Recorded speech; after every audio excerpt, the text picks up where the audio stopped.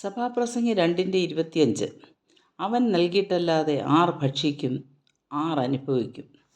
മനുഷ്യന് ദൈവത്തിലുള്ള പൂർണ്ണ ആശ്രയത്വമാണ് ഈ വാക്യം സൂചിപ്പിക്കുന്നത്.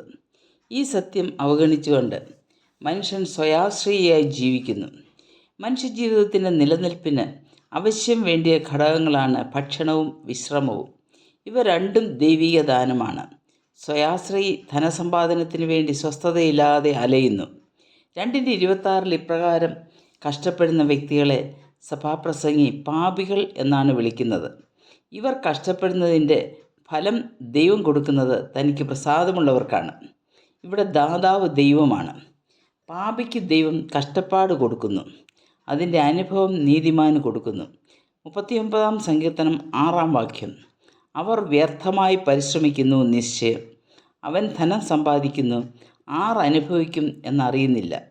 ഈ ലോകത്തിലെ എല്ലാ ജീവജാലങ്ങളെയും പരിപോഷിപ്പിക്കുന്നത് ദൈവമാണ്. 2:25 ഇതേ ആശയമാണ് കാണുന്നത്. അവൻ നൽകിയിട്ടല്ലാതെ ആർ ഭക്ഷിക്കും? ഭക്ഷിക്കണമെങ്കിൽ ധാന്യം വിളയണം. ആരാണ് ധാന്യം വിളയിക്കുന്നത്? 65-ാം സങ്കീർത്തനം 9-10 വാക്യങ്ങളിൽ ദൈവത്തിൻ്റെ പ്രവൃത്തികളെക്കുറിച്ച് സങ്കീർത്തനക്കാരൻ വിവരിക്കുന്നു. നീ ഭൂമിയെ സന്ദർശിച്ച് നനയ്ക്കുന്നു, നീ അതിനെ അത്യന്തം പുഷ്ടിയുള്ളതാക്കുന്നു. ഇങ്ങനെ നീ ഭൂമിയെ ഒരുക്കി അവർക്ക് ധാന്യം കൊടുക്കുന്നു. മനുഷ്യപ്രയത്നം വിജയിക്കണമെങ്കിൽ ദൈവം സാഹചര്യങ്ങളെ അനുകൂലമാക്കണം. മുൻമഴയും പിന്മഴയും നൽകണം. പ്രകൃതിയിലെ ദൈവിക പ്രവർത്തനങ്ങളുടെ മധ്യത്തിൽ മനുഷ്യൻ പരാജയപ്പെടുന്നു. പ്രകൃതി ദുരന്തങ്ങളെക്കുറിച്ച് മുന്നറിയിപ്പുകൾ നൽകുവാൻ ചിലപ്പോൾ മനുഷ്യന് സാധിച്ചേക്കാം. അതും പലപ്പോഴും ശരിയാകണമെന്നില്ല. എന്നാൽ വെള്ളപ്പൊക്കം, വരൾച്ച, കൊടുങ്കാറ്റ്, ഭൂമികുലുക്കം തുടങ്ങിയ പ്രകൃതി ദുരന്തങ്ങൾ തടയുവാൻ മനുഷ്യന് സാധിക്കുന്നില്ല. ഇതെല്ലാം നിയന്ത്രിക്കുന്ന ദൈവമാണ്. ദൈവത്തിൻ്റെ സർവ്വജ്ഞാനത്തിലും സർവാധിപത്യത്തിലും എല്ലാം അതത് സമയത്ത് ചെയ്യുന്നു. ദൈവത്തിൻ്റെ പ്രവൃത്തികളുടെ അദൃശ്യ ലക്ഷണങ്ങൾ തെളിവായി വെളിപ്പെടുത്തുന്നു. തൻ്റെ സൃഷ്ടികൾക്കെല്ലാവർക്കും അവരുടെ യോഗ്യത കണക്കിടാതെ ദുഷ്ടന്മാർക്കും നല്ലവർക്കും മഞ്ഞും മഴയും പെയ്യിക്കുന്നു. മൃഗപ്രായനായ മനുഷ്യനതറിയുന്നില്ല, മൂഢനത് ഗ്രഹിക്കുന്നില്ല.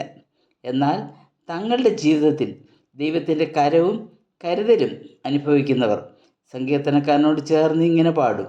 എന്മനമേ യഹോവയെ വാഴ്ത്തുക, അവൻ്റെ ഉപകാരങ്ങളൊന്നും മറക്കരുത്, അവൻ നിൻ്റെ അകൃത്യമൊക്കെയും മോചിക്കുന്നു.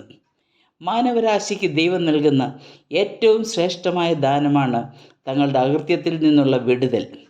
ലംഘനം ക്ഷമിച്ചും പാപം മറയ്ക്കപ്പെട്ടുമുള്ള ഭാഗ്യാവസ്ഥ.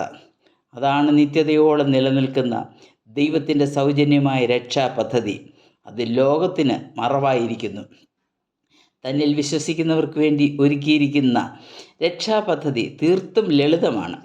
അത് മനസ്സിലാക്കാതെ തീർത്ഥാടനം, കഠിനമായ നോമ്പ്, ധ്യാനം ഇങ്ങനെയുള്ള ആചാരാനുഷ്ഠാനങ്ങളിലേക്ക് ജനം തിരിയുന്നു. അഥവാ സാത്താൻ ജനങ്ങളെ വശീകരിച്ചു കൊണ്ടുപോകുന്നു. തന്മൂലം ലളിതമായ സുവിശേഷ സന്ദേശത്തിലെ രക്ഷ എന്ന ദാനം അവർക്ക് അന്യമായിരിക്കുന്നു.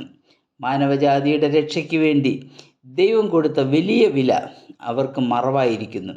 സഭാപ്രസംഗി 2:25 മനുഷ്യർക്ക് ദൈവം ഭൗതിക ദാനം നൽകുന്നതിനെ പറ്റി പറയുന്നു.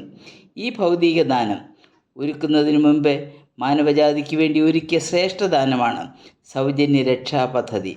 നമ്മുടെ ഹൃദയദൃഷ്ടി പ്രകാശിപ്പിച്ച് ആ രക്ഷാപദ്ധതിയുടെ മഹത്വം നമുക്ക് ദർശിക്കാം. നമ്മുടെ സമസൃഷ്ടങ്ങളോട് അതറിയിക്കാം. ദൈവമായ കർത്താവ് അതിനായി നമ്മെ ഓരോരുത്തരെയും സഹായിക്കട്ടെ. ദൈവത്തിൻ്റെ നാമം മാത്രം മഹത്വപ്പെടട്ടെ.